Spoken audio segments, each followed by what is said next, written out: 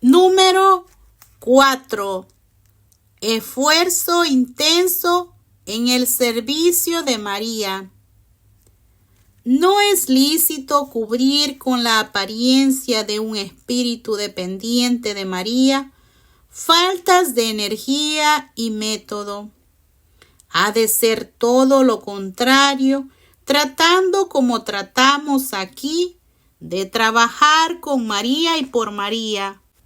Tan mancomunadamente es menester que le ofrezcamos a ella lo más que podamos y lo mejor.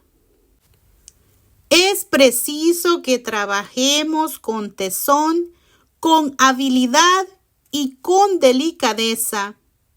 Acentuamos esto porque a veces al advertir a ciertos presidia y socios de que no parecían esforzarse bastante en cumplir los deberes ordinarios de la legión o la obligación de extenderla y reclutar miembros, nos han salido con la excusa siguiente: yo desconfío de mis propias fuerzas y así lo dejo todo a la Virgen para que ella obre a su gusto. Y no pocas veces se oye esto en los labios de personas sinceras que quisieran atribuir su indolencia a alguna forma de virtud, como si energía y método fuesen señal de poca fe. También puede haber el peligro de conducirse en esto con un criterio meramente humano. Si uno es instrumento al servicio de un inmenso poder, poco importa el esfuerzo personal propio. ¿Por qué matarse un pobrecito para poner en la bolsa común unas monedas si está en sociedad con un millonario? Aquí hay que subrayar el principio que debe regir la actitud del legionario respecto de su trabajo. Es este: los legionarios no son, en manera alguna, simples instrumentos de la acción de María.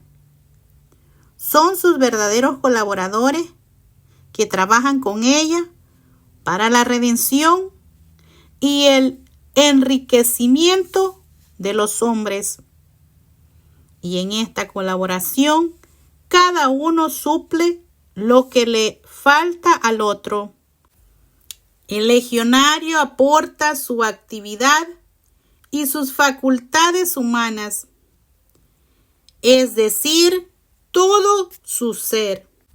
María contribuye con cuanto ella es, limpiamente, con todo su poder.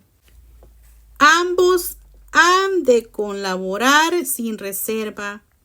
Si el legionario es fiel al espíritu de este contrato, María nunca fallará.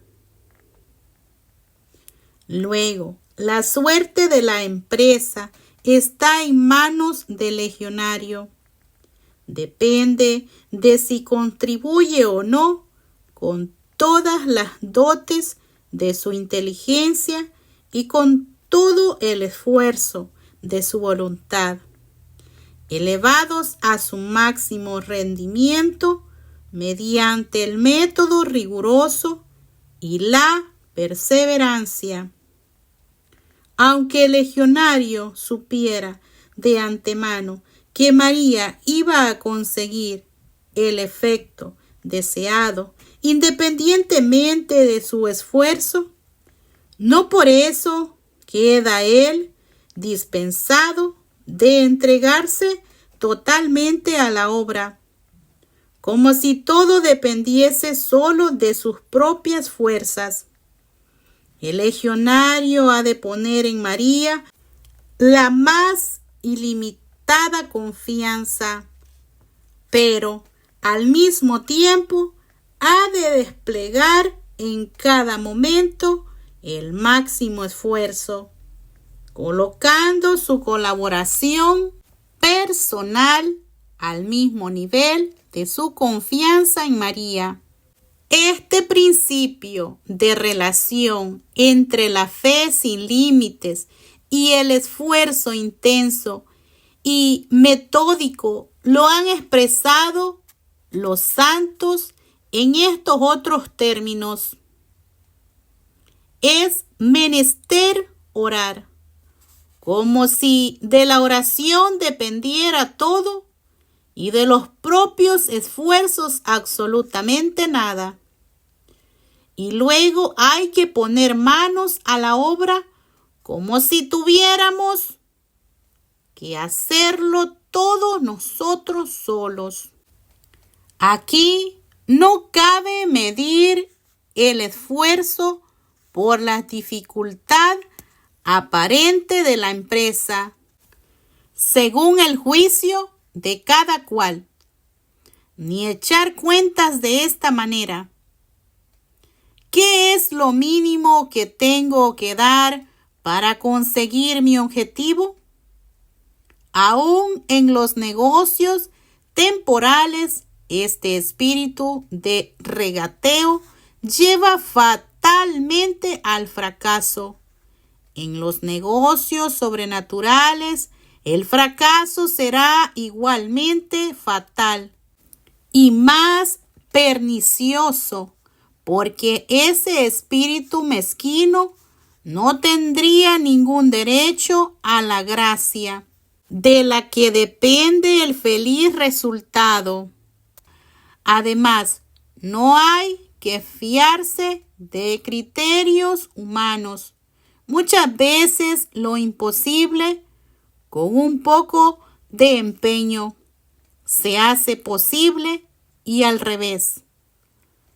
Muchas veces no se llega a recoger la fruta que cuelga al alcance de la mano, por no extender esta, y luego viene otro y se la lleva.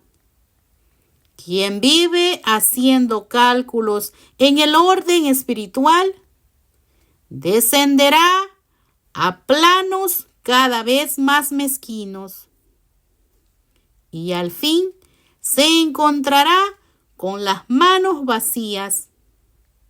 El único camino recto y seguro es del esfuerzo total, la entrega del legionario con toda su alma, a cada obra, grande o pequeña.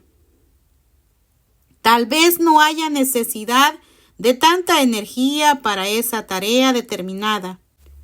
Es probable que baste un último detalle para dejar la obra perfecta, y si no hubiera más miras que la perfección humana de esa obra, ciertamente no se exigiría más que ese ligero retoque requerido para terminarla. No sería menester, como dice Byron, levantar la masa de Hércules para aplastar una mariposa o para romperle los sesos a un mosquito. Pero no es así cuando se trata de una obra legionaria. No olviden nunca los legionarios. No trabajan directamente por conseguir buenos resultados. Trabajan por María y no importa si la tarea cuesta o no cuesta. El legionario debe darse de lleno a toda obra que se le encargue, consagrándole lo mejor que tiene, sea mucho o poco. Solo así se merece que venga María a cooperar plenamente y que haga, si fuera preciso, verdaderos milagros. si uno no puede dar de sí más que poco, pero ese poco lo da de todo corazón, seguro que acudirá María con todo su poder de reina y cambiará ese débil esfuerzo en fuerzas de gigante. Y si después de hacer cuanto estaba a su alcance, todavía queda el legionario a 1000 leguas de la meta deseada, María salvará esa distancia y dará al trabajo de ambos felísimo remate. Aunque se diera el legionario a una obra con intensidad 10 veces mayor de la que es menester para dejarla perfecta, no se desperdiciaría ni una tilde de su trabajo. Pues, ¿acaso no trabaja solo por María y por llevar a cabo los planes y designios de su reina? Ese superávit lo recibirá María con júbilo, lo multiplicará increíblemente, abastecerá con él las apremiantes necesidades de la casa del Señor. Nada se pierde de cuanto se confía en manos de la hacendosa madre de familia de Nazaret. Pero si, por el contrario, el legionario no contribuye por su parte, sino tacañamente, quedándose corto en responder a las exigencias razonables de su reina, entonces María se ve con las manos atadas para dar la medida de su corazón. El legionario, con su negligencia, anula el contrato de comunidad de bienes con María, que tanto tesoros encierra. Qué pérdida para él y para las almas, quedarse abandonado así a los propios recursos. No venga, pues, el legionario con excusas para su falta de esfuerzo y método, alegando que lo deja todo en manos de María. Una confianza de esta clase, con la que se niega a poner la cooperación que se le pide, viene a ser realmente una conducta cobarde e ignominiosa. ¿Serviría así un caballero a su hermosa dama? Como si nada hubiéramos dicho hasta ahora, establezcamos este principio fundamental de nuestra alianza legionaria con María. El legionario tiene que contribuir con todo lo que tenga. A María no le corresponde suplir lo que el legionario no quiere dar. ¿No haría ella bien en relevarle en los esfuerzos el método, la paciencia y la reflexión con que debe contribuir la economía divina? María desea dar a manos llenas, pero no puede hacerlo sino mediante el alma generosa, llevada de las más vivas ansias de que sus hijos legionarios vayan a ella y se aprovechen de la inmensidad de sus tesoros. Le suplica con ternura, usando palabras de su divino Hijo, que le sirvan con todo su corazón y con toda su alma y con toda su mente y con todas sus fuerzas. Macabeos 12:30. Únicamente debe el legionario acudir a María para que le ayude en su esfuerzo propio, lo purifique, lo perfeccione y sobrenaturalice lo que tenga de puramente humano y ponga lo imposible al alcance de la humana flaqueza, cosas todas muy grandes que en ocasiones vendrían a ser el cumplimiento perfecto de las palabras de la Sagrada Escritura. Las montañas serán arrancadas de cuajo y arrojadas al mar. Se allanarán los montes y cerros. Se enderezarán las sendas para llevar al reino de Dios. Todos somos siervos inútiles, pero servimos a un maestro que es muy buen administrador, que no deja que se pierda nada, ni una gota de sudor de nuestra frente, como no deja que se pierda ni una gota de su celestial rocío. Yo no sé cuál será la suerte de este libro que escribo, ni si lo he de acabar, ni siquiera sé si he de terminar la página por donde ahora corre mi pluma.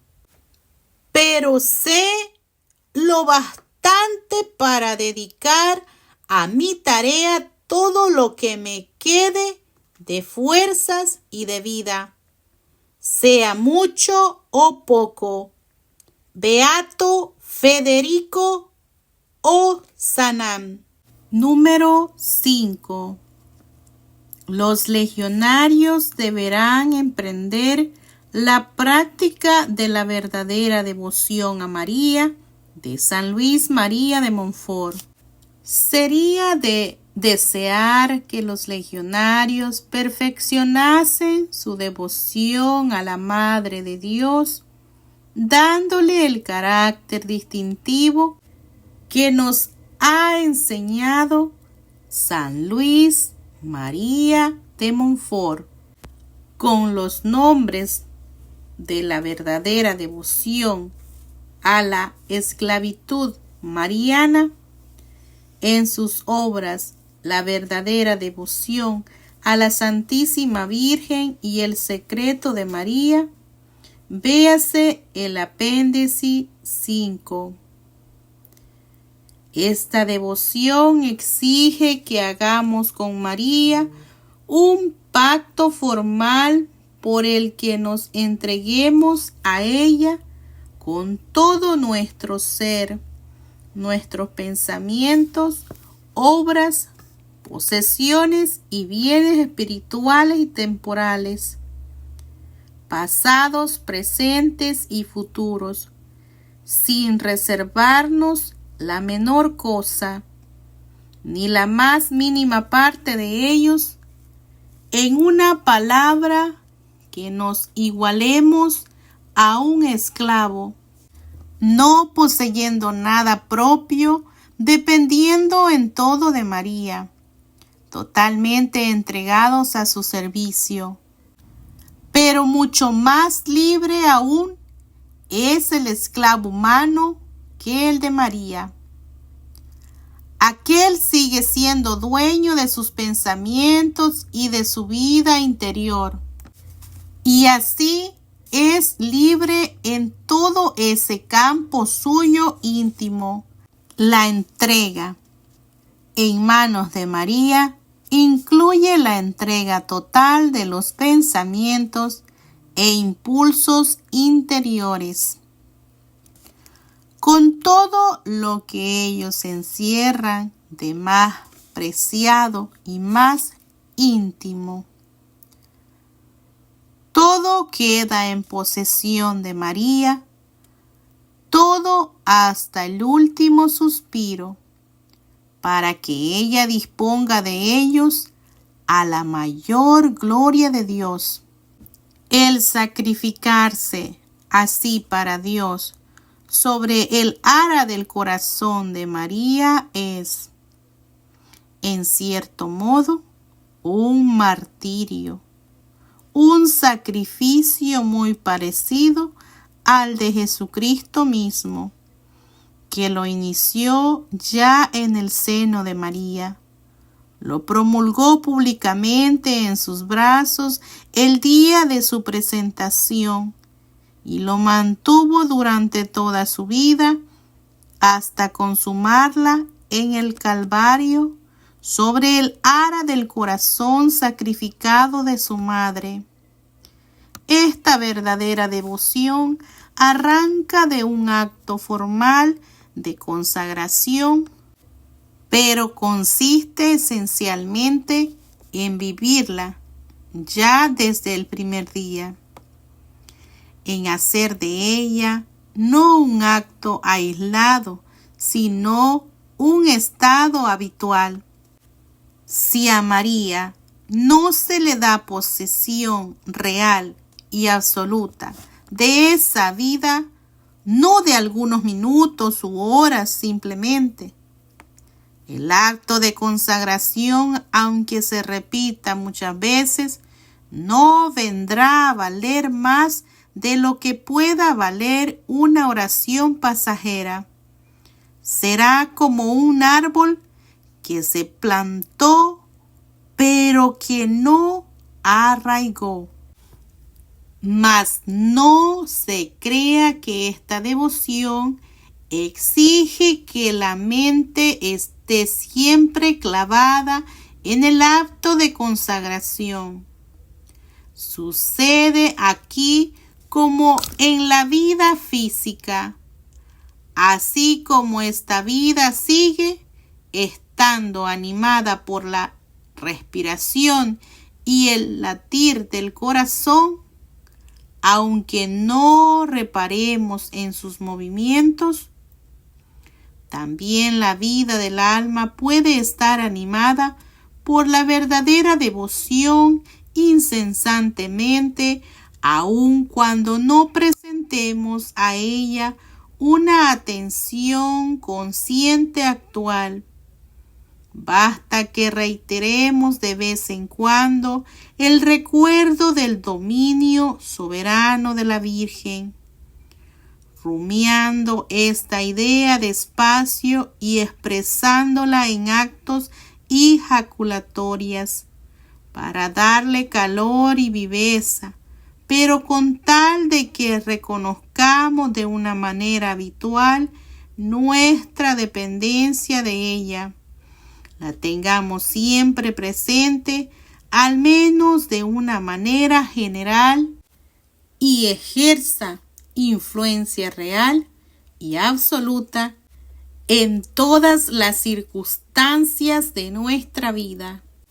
Si en todo esto hay fervor sensible, será quizá una ayuda. Si no la hay, lo mismo da. Nada pierde por eso la verdadera devoción. De hecho, esta clase de fervor no hace frecuentemente más que originar sensiblerías e inconstancia. Hay que fijarse bien en esto. La verdadera devoción no es cuestión de fervor sensible. Como en todo gran edificio, aunque a veces se abrace en los ardores del sol, sus hondos cimientos permanecen fríos como la roca en que descansan. La razón normalmente es fría. La más enérgica decisión puede ser glacial. La misma fe puede ser fría como un diamante. Y sin embargo, estos son los fundamentos de la verdadera devoción. Cimentada sobre ellos, durará para siempre, y ni los hielos ni las tormentas que resquebrajan las montañas la podrán destruir. Todo lo contrario, la dejarán más fuerte que nunca. Las gracias conseguidas mediante la práctica de esta verdadera devoción y el puesto eminente que ha conseguido en la piedad de los fieles son razones poderosísimas para indicar que se trata de un mensaje auténtico del cielo. Esto precisamente es lo que afirma San Luis María de Montfort. Él vincula a esta devoción innumerables promesas y añade con gran seguridad que si se cumplen las debidas condiciones, esas promesas se cumplirán también infaliblemente. Queremos saber lo que enseña la experiencia de cada día.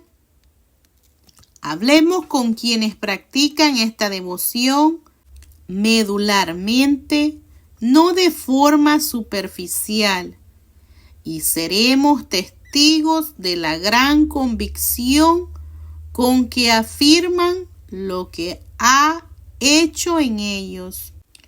Preguntémosles si no son acaso víctimas del sentimiento o de su imaginación, e invariablemente nos responderán que de ninguna manera, que demasiado saltan a la vista los frutos para que pueda caber engaño. Demos fe a todo el cúmulo de experiencias tenidas por cuantos comprenden, practican y enseñan la verdadera devoción. Está fuera de duda que ella profundiza la vida interior, sellándola con el distintivo de generosa entrega y pureza de intención. Comunica al alma la sensación de ir guiada y protegida y una dulce certeza de que ha encontrado el camino seguro en esta vida. Hay miras sobrenaturales, brío, fe, más arraigada, y todo eso hace que se pueda contar con uno para cualquier empresa. Y en contraposición a la fortaleza, equilibrándola, están la ternura y la sabiduría, y por fin la suave unción de la humildad, que embalsama y preserva de corrupción a todas las demás virtudes. Llueven gracias tales que hay que confesar que son extraordinarias. Se ve uno llamado a grandes cosas, claramente superiores a los propios méritos y a las propias fuerzas naturales. Pero ese mismo llamamiento trae consigo todo el socorro necesario para poder llevar sin ningún contratiempo la pesada y gloriosa carga. En resumidas cuentas, a cambio del generoso sacrificio que se hace mediante esta devoción, entregándose uno voluntariamente como esclavo de amor a Jesús por medio de María, se gana el 100 prometido a cuantos se despojan de sí mismos para que Dios sea glorificado más y más. Según las vibrantes palabras del beato John Henry Newman: cuando servimos, reinamos; cuando damos, poseemos; cuando nos rendimos, entonces somos vencedores. Parece que algunas personas reducen su vida espiritual muy simplemente a un balance egoísta de ganancias y pérdidas.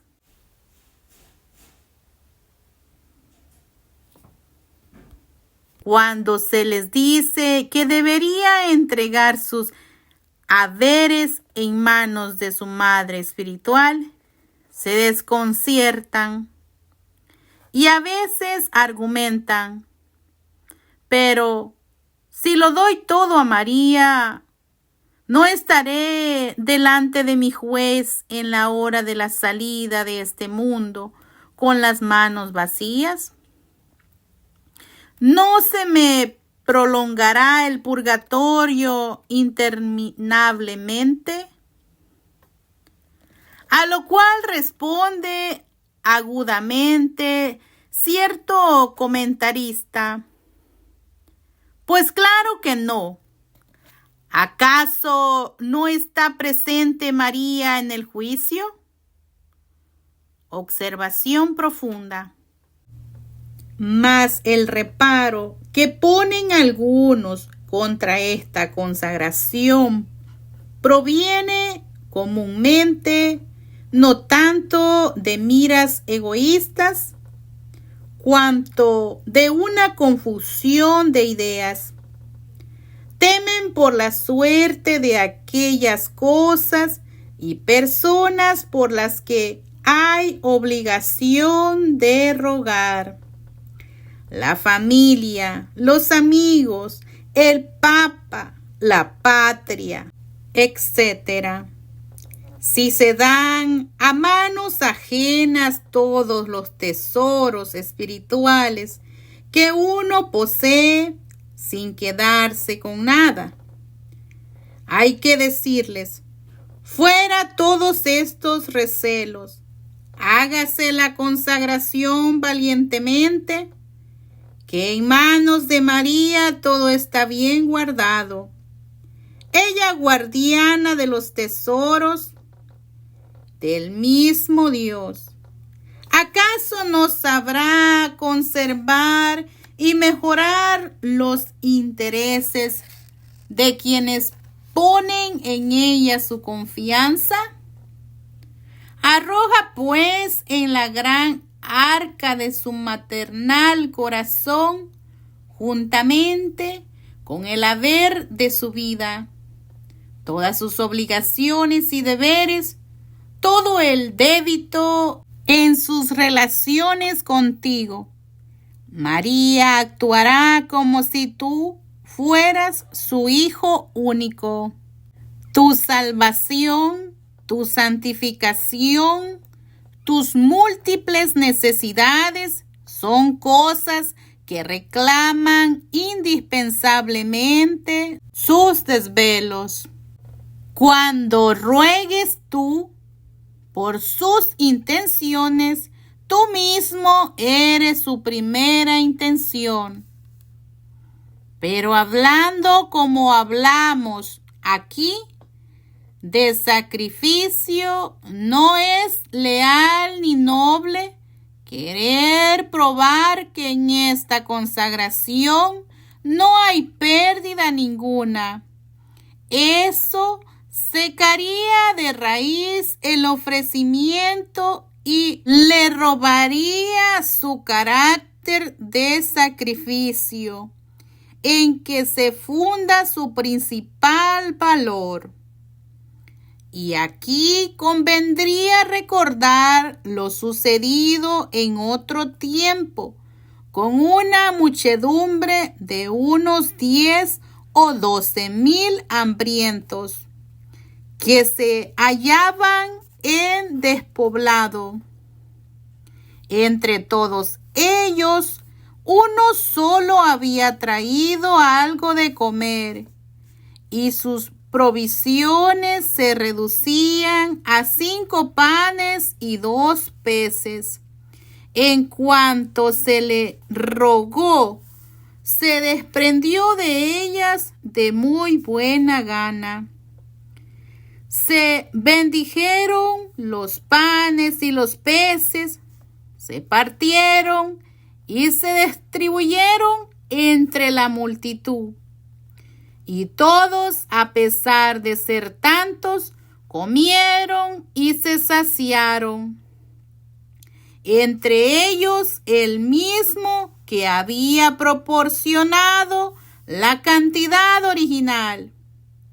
Y aún sobraron 12 cestos llenos de rebosar. Juan 6, 1-14. Ahora bien, supongamos que aquel joven que se desprendió de sus provisiones hubiera contestado: ¿qué valen mis 5 panes y 2 pececillos para hartar a tan grande gentío? Además, los necesito para los míos, que también están aquí hambrientos. Así que no los puedo ceder. Mas no se portó así.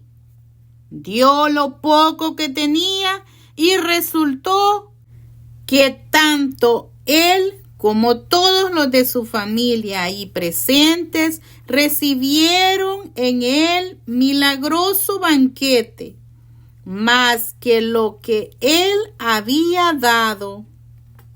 Y si hubiese querido reclamar los 12 cestos llenos que sobraron, a los que en cierto modo tenía derecho, seguro que se los hubieran dado.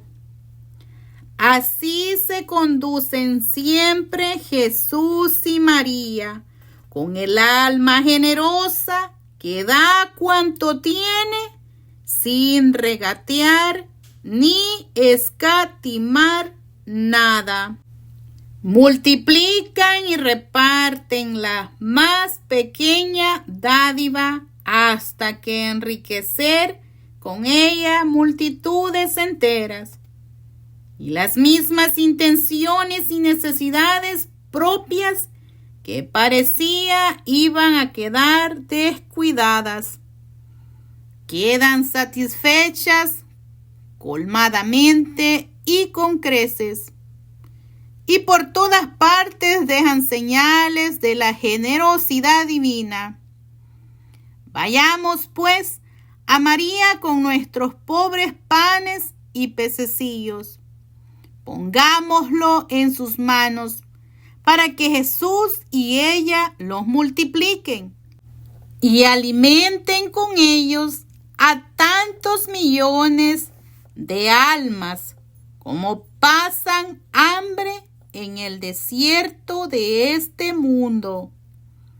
La consagración no exige ningún cambio en cuanto a la forma externa de nuestras oraciones y acciones diarias.